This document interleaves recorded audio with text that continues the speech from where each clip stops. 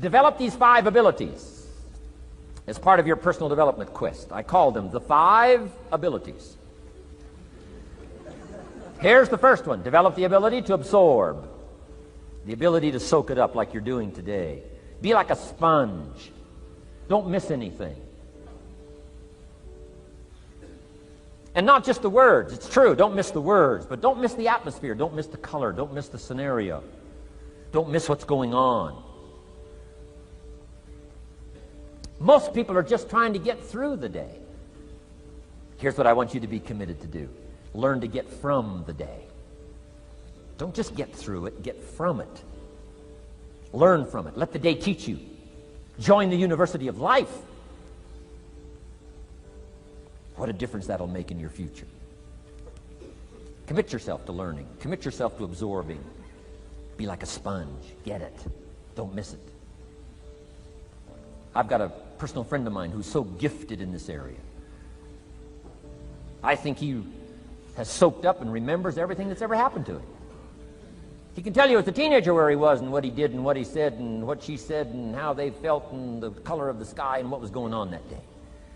And the reason is because he gets it, he gets it, he gets it. I'm telling you, it's more exciting to have him go to Acapulco, come back and tell you about it, than it is to go yourself. He's unbelievable. He's got this extraordinary gift. And why is it? When he's there, he doesn't miss anything. Here's a good phrase for you to jot down. Wherever you are, be there. Be there to absorb it up. Be there to soak it up. Take a picture if you can, but take pictures of your mind. Let your soul and heart take pictures. Get it, capture it, absorb it. That's such an important ability to develop, the ability to get it, don't miss it.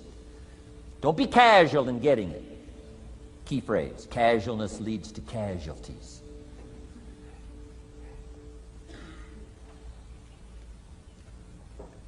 Second, learn to respond. The ability to respond means let life touch you.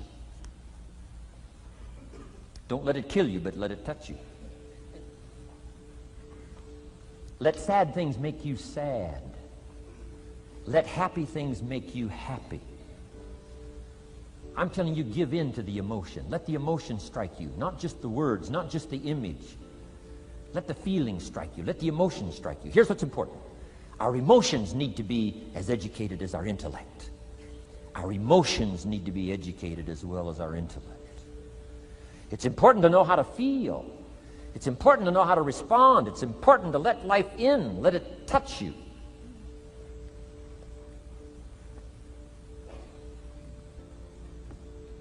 I'm the greatest guy in the world to take to the movies.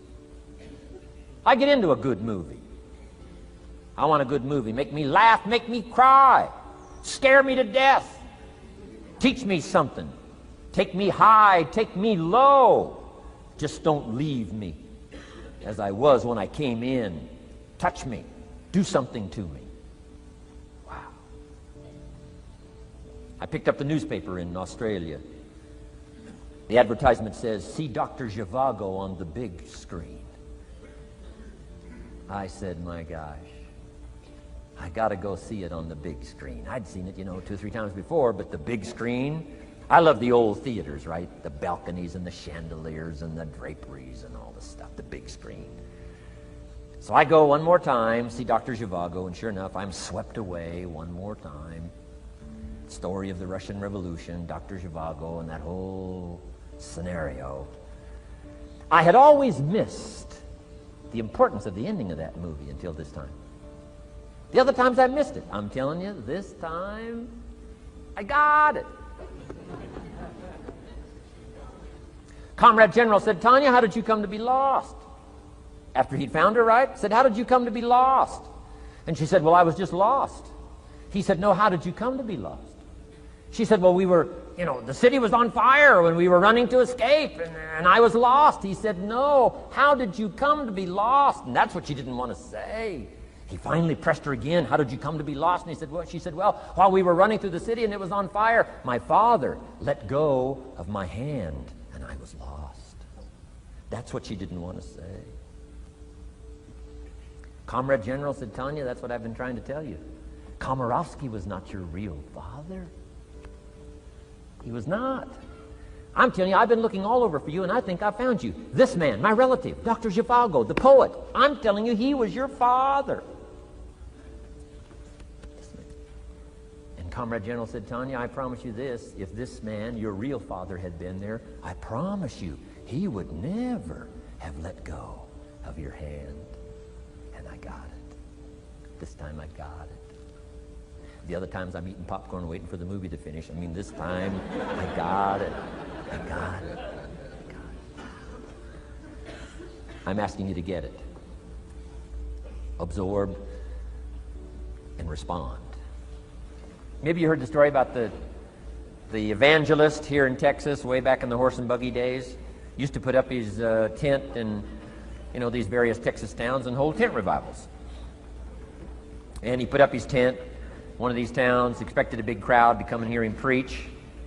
And he got there first night of the tent revival, and he walked inside the tent. It was empty. And he thought, something must be wrong. He waited till 8 o'clock.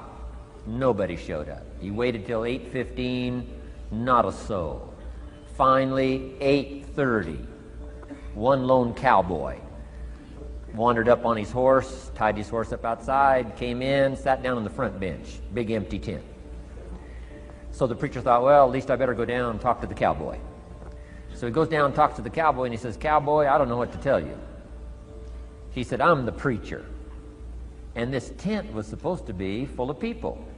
And he said, something's gone wrong. I really don't know what to do. I'm embarrassed.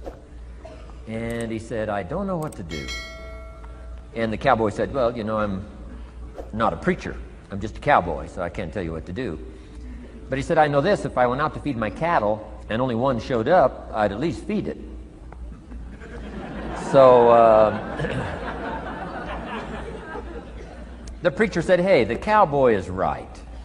If you've got a message to share, if there's one person or 1,000, don't let your ego get in the way. You should do the best you can. So he got kind of inspired by this conversation with the cowboy, jumped up on the platform, started preaching as if the tent was full of people. And he was so inspired, he just kept going, went for an hour and 15 minutes, hour and a half. Finally, wound down and quit. Come down off the platform, talked to the cowboy again, said, well, cowboy, what did you think of my sermon? The cowboy said, well, I'm not a preacher, so I can't really tell. I'm just a cowboy. But he said, I know this. If I went out to feed my cattle and only one showed up, I'd feed it, but I wouldn't dump the whole load on it.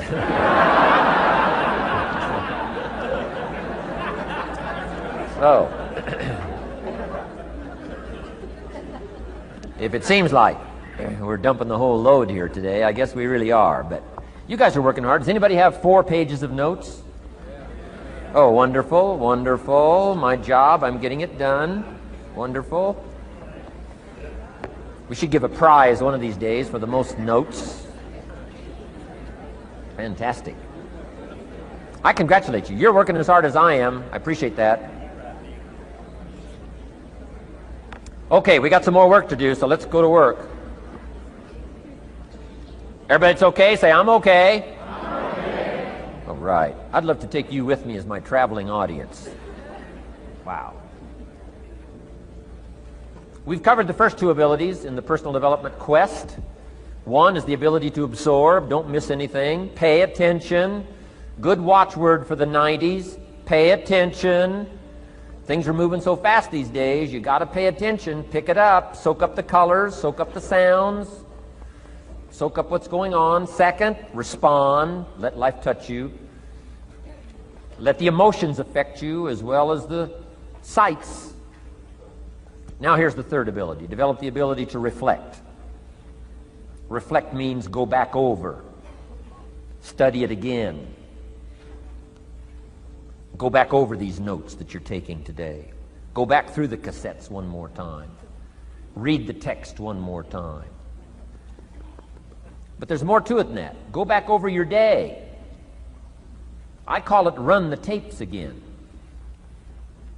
so that the day locks in firmly. Here's some good times to reflect. 1, at the end of the day. Take a few minutes at the end of the day. Go back over the day. Who'd you see and what'd they say and what happened? How'd you feel? What went on? So that you capture that day. A day is a piece of the mosaic of your life. Number one, don't treat it casual. Number two, get from the day. And then number three, go back over the day so that it locks in that experience, the knowledge, the sights, the sounds, the panorama, the color, motion picture of the day. Just lock it in so that it will serve you for the future, having that day, not missing it. Next, take a few hours at the end of the week, called time to reflect. Go back over your day timer, go back over your calendar, go back over your appointment book. Where did you go and who did you see and how did it feel and what went on? Capture that week. A week is a pretty good chunk of time. Next, take half a day at the end of the month, called time to reflect. And do the same thing again. Go back over what you read, go back over what you heard, go back over what you saw. Go back over the feelings to capture it so that it serves you. Next, take a weekend at the end of the year to establish this year now firmly in your consciousness, firmly in your experience bank, so that you've got it, so that it never disappears. Good ability to acquire, the ability to reflect. Go back over. Remember. Remember. Remember. It's so valuable to be able to remember the thought, remember the idea, remember the experience, remember the occasion, remember the day, remember the weather, remember the emotion, remember the complexity, remember the highs, remember the lows. So valuable at the end of the day. Lock that day in. Lock the month in. Lock the week in. Lock the year in. Old Testament says a unique scenario unfolded according to the law, and that was they worked 9 years, and the 10th year was a sabbatical. The 10th year, work 9, take the 10th year, and not just to relax, not just to replenish, not maybe just to get physically in shape. Change of pace, we call it in the modern society, but not just for that. I'm sure that in ancient days, that sabbatical was to go over the last 9 years, what went right and what went wrong, and what worked well and what didn't work well. And how did you grow, and how did you learn, and how did you change, and what have you got now after 9 years that you didn't have at the beginning of the 9 years? See, that's so valuable, a sabbatical, some time. There's also something to be said for solitude when you reflect. Sometimes you can reflect with somebody. Husband and wife reflect on the past year, right? Parents reflect with their children on the past year. How did we do it, and how didn't we do it, and how could we improve? Colleagues can reflect with each other. But now here's one of the most important. You got to learn to reflect with yourself. There's something to be said for solitude. There's something to be said for taking those occasions to shut out the world and shut out everything else for a while. I've got a motorhome. That's how I do it. With my motorcycle on the back. And I head for the mountains and ride the Jeep trails, where there's very few human beings on the Jeep trails, or out in the desert somewhere. It's called my time to get away. When you live a very public life, you treasure solitude. A chance to reflect, go back over my life, go back over my skills, go back over my experiences. Alone. There are some things you need to do alone. Ponder, think, wonder, read, study, absorb, soak in. See if you can't become better this year than you were last year, better the next 9 than you were the first 9. Solitude. There's even a more modern advice that says, go to the closet for time of meditation, time of prayer. Go to the closet. Closet meaning what? Away. And there's even a graphic description of the away. It said, enter into your closet and what? Got some students here, I'm sure. What? Close the door. For what? Just to shut out everything. Life is experience, experience, experience, and touching and seeing and looking and doing and acting and disciplines and all the stuff. But sometimes, this is where this reflecting is so important, to shut the door. Just shut the door and wonder. Prayer, contemplation, thinking, and let things move in to your consciousness and awareness that no other way can it be done. Right? Flying down the freeway, I'm telling you, it's difficult to get through. So many things to do, it's difficult to get through. But times of solitude, times to reflect. So this is so valuable, learn to reflect. Now here's why it's important to reflect. To make the past more valuable to serve you for the future. Here's what's really powerful, learning to gather up the past and invest it in the future. Gather up today and invest it in tomorrow. Gather up this week and invest it in the next week. Gather up this year and invest it in the next year. See, that's so powerful, rather than just hanging on one more year, hanging in there, seeing what's going to happen. Learn, study. This is part of the personal development quest. Becoming better than you are, more valuable than you are, not just in terms of economics, in terms of motherhood, in terms of fatherhood, in terms of being a better brother, a better colleague, making a better contribution to the family, to society, to the community, to the church, to the office, to the commitment, to the partnership. Doesn't matter what it is that has value. Work on yourself, then you bring more value to the partnership, to the marriage, to the franchise, to the corporation, to the enterprise, to the community, to the nation. Self-development, personal development. The best contribution you can make to someone else is self-development, not self-sacrifice. Self-sacrifice only earns contempt. Self-development earns respect. Pity the mother who says, I'm just going to give up my life for my children. Self-sacrifice is not noble. Self-investment is noble from self-development. If I work on myself and become more valuable, think of what that'll do for our friendship. I used to use the old expression, you take care of me and I'll take care of you. I found out how shallow and short-ended that was. And I changed it to read like this, I'll take care of me for you, if you will please take care of you for me. And this is part of it, the personal development, that we work harder on ourselves than we do on our job. Now we bring that to the friendship. Now we bring that to the marriage. Now we bring that to the family relationship as a father, as a mother. And we develop the strength and we develop the power. That's key. And it takes, I think, this scenario of disciplines, these abilities, to acquire those gifts and those skills, that value, so that we bring more. Now, we bring more to the next week. We bring more to the next month. We bring more to the next year if you follow this absorb, respond, and reflect. I said to my father when he was about to turn 76, his 76th birthday, I said, dear father of mine, can you imagine what it's going to be like to gather up the last 75 years of your life and invest them in your 76th year? What a difference of philosophy, rather than just hanging on one more year. Gather up 75 and invest them in the next one. Gather up the last 6 years and invest it in the next year. See, that's so powerful in communication, which we're going to study soon. So powerful. So consider this. 1, the ability to absorb. 2, the ability to respond. 3, the ability to reflect. Here's number 4, develop the ability to act.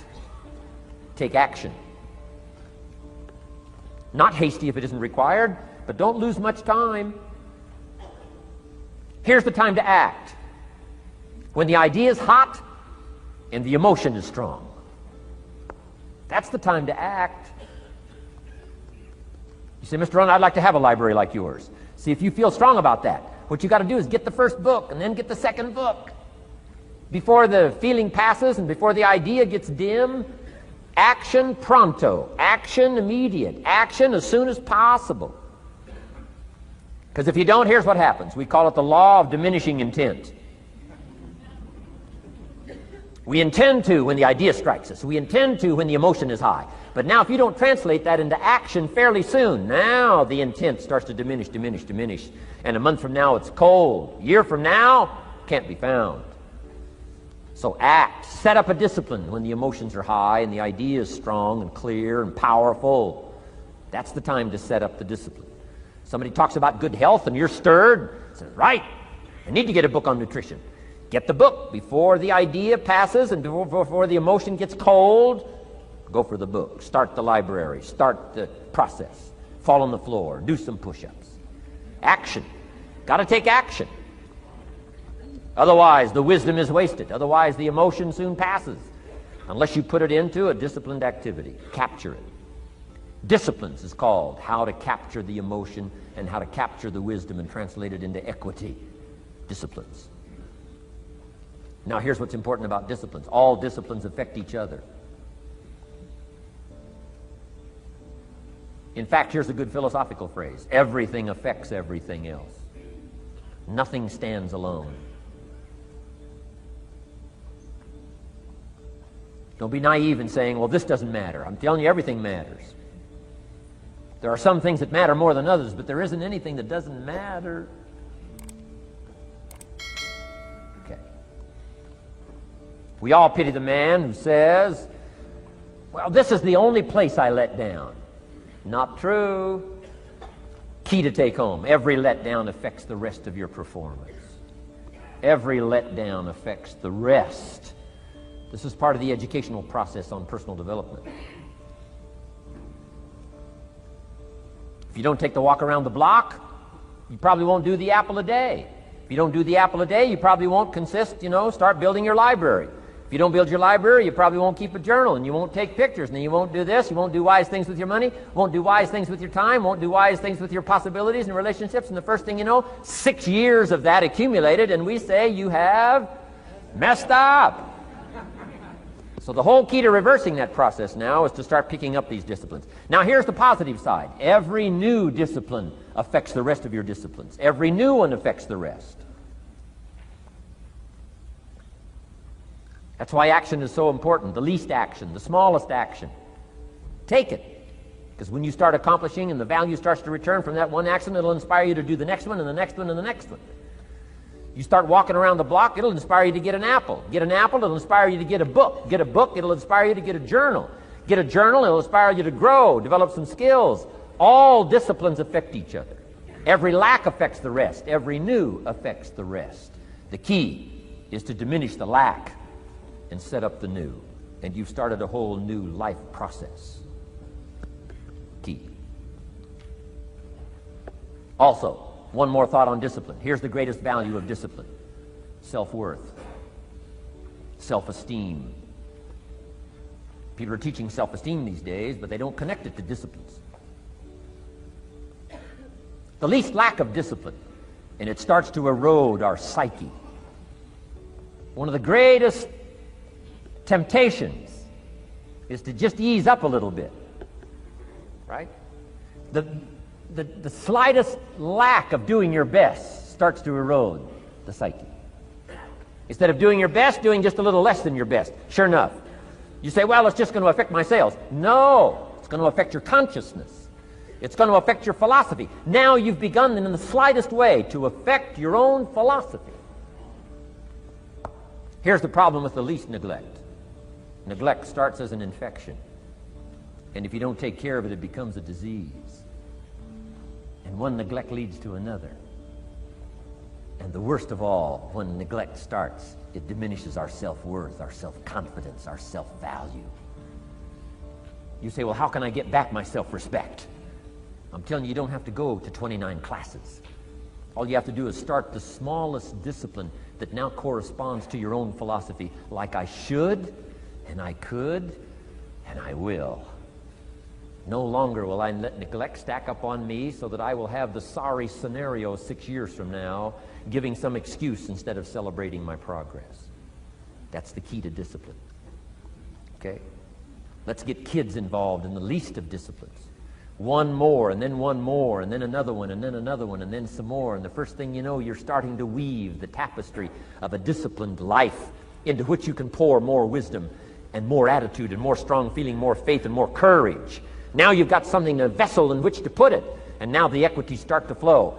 And the early return, I'm telling you, if you'll start this process, the early return will have you so excited. You'll commit yourself to this strategy for the rest of your life. You'll never go back to the old ways. Join a new crowd. Join a new group. The disciplines to do it. Take action. I recommended the last time I was here the little book, Richest Man in Babylon, and I said I've lectured now to over 3 million people in the last 33 years, and I've recommended this little book to almost all of them, I think. Guess how many have actually gone and got this little book? Answer, very few. My best guess is 10%. Such an easy thing to do. In that last seminar, right, I suggested this little book, number one, is easy to find. Number two, it's easy to buy. The most you can pay for it, $6, $7, $8. You can borrow that from your kids. And number three, it's easy to read. It's in story form. That's why I use it for teenagers, teaching them how to be rich by 40, 35, if you're extra bright, much sooner, if you find a unique opportunity. But if it's easy to find and easy to buy, and if it's easy to read, why wouldn't everybody go get it? We don't know. What do you know? You don't know. I don't know. Nobody knows. Here's how profound it is. Some do and some don't. Now here's the numbers. About 10% do. 90% don't or won't. And we don't know the mystery of that. And I'm telling you, 10 years from now, those numbers will still be the same. 10% will, 90% won't. The numbers don't change. Only the faces change. You're looking at one of the faces. I used to belong to the 90% who couldn't be bothered even if it was easy. Guess how many people have a library card? Wisdom of the world available. Transform your life in any value amount you want. By the way, how much is a library card in Texas? Free. Here's what free is. Easy. I mean, it can't be any easier than free. Somebody says, well, would you bring it by? Well, no. At least you got to go get it. No.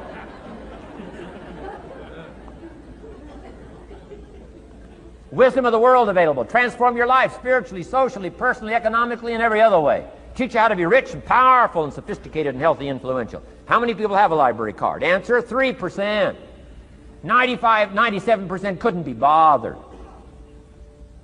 Guy specializes in happy hour, but he doesn't have a card. And now readily and quickly blames the government and blames his company and blames policy and blames the pay scale. When if he only knew, if he joined the 3%, here's my advice to you today. Walk away from the 97%. Don't talk like they talk. Don't act like they act. Don't go where they go. Don't specialize in what they specialize in. Throw away the blame lists they cling to. Start you a new life. You say, well, is it as simple as getting a library card and join the 3%? And the answer is, of course. Of course. That's how easy this stuff is. This is so easy. It's so simple. It's not complex. You don't need a 2,000-year-old guru. You don't need multi-track affirmations. I'm telling you, don't. Affirmation without discipline is the beginning of delusion. Key. Don't let somebody sweep you into some contrary way to nature itself says, unless you labor. The miracle of the seed and the soil and the seasons and God and all the other stuff that's available, sunshine and rain, that's not available to you by affirmation. It is only available to you by labor. So labor well. Okay. Learn well. Discipline yourself well. And you can have all the treasures you want. This stuff's easy and simple. It's not ocean waves and seagulls. You don't have to move to Sedona where all the force fields come together in Arizona.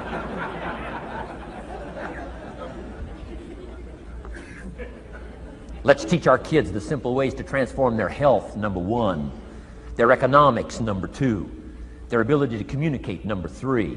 Their life and treasure and lifestyle, number four. Spirituality, number five. And the list goes on and on.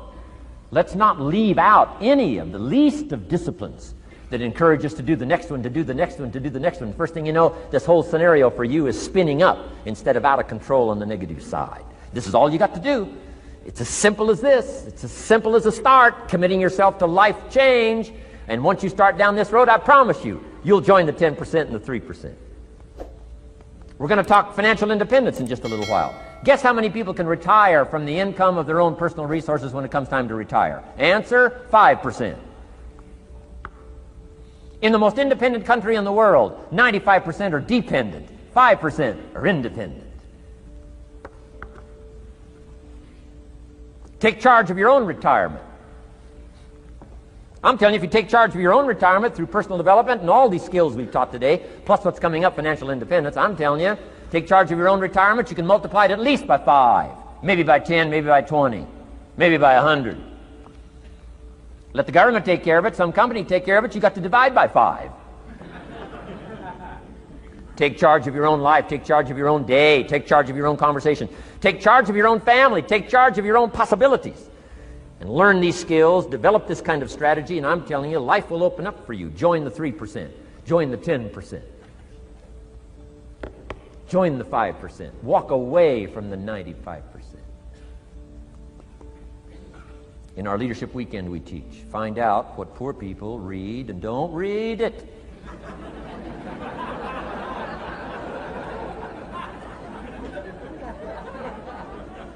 I'm telling you, don't talk like they talk. Lend a helping hand, but don't fall into their poor philosophical scenario. Don't blame what they blame. Don't use the excuses they use. It's called the language of the poor. Switch gears, switch language, switch ideas, switch strategy. Start with the simplest of disciplines. And don't bemean any of these disciplines. The smallest of disciplines starts the process of life change. And if you'll invest in this thing called discipline, you can have whatever you wish. It's called the beginning of a miracle. Now here's the last clue on discipline. Do the best you can. We covered earlier, but here's a good scenario for the do the best you can. I've got a good question for you. Is the best you can do all you can do? And the answer is no. Strangely enough. If we all fell on the floor right now and did as many push-ups as we possibly could, and let's say for some reason you haven't been into push-ups lately, I can't imagine why, but let's say... And let's say the best you can do is 5. And you look up at the rest of us and say, hey, 5 is the best I can do. We can tell by the look on your face that's probably true. 5 is the best you can do. Now, is 5 all you can do? The answer is no. If you rest a little, you can do 5 more. Wow. And if you rest a little, you can do 5 more. And if you rest a little, you can do 15 more. How did we get from 5 to 15? It's a miracle.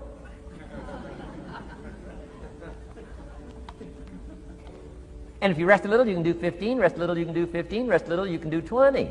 How did you get from 5 to 20? It's a miracle. Did you know you can keep doing that?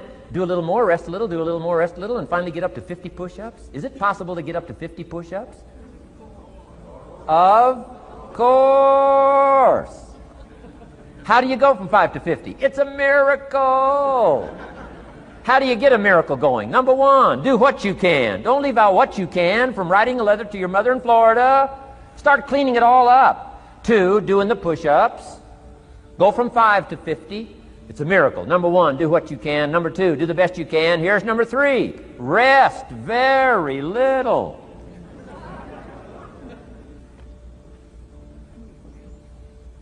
Don't rest too long. Why? The weeds take the garden. Kids have got that figured out. You can't rest too long. Here's the clue. Make rest a necessity, not an objective. The objective of life is not to rest. The objective of life is to act.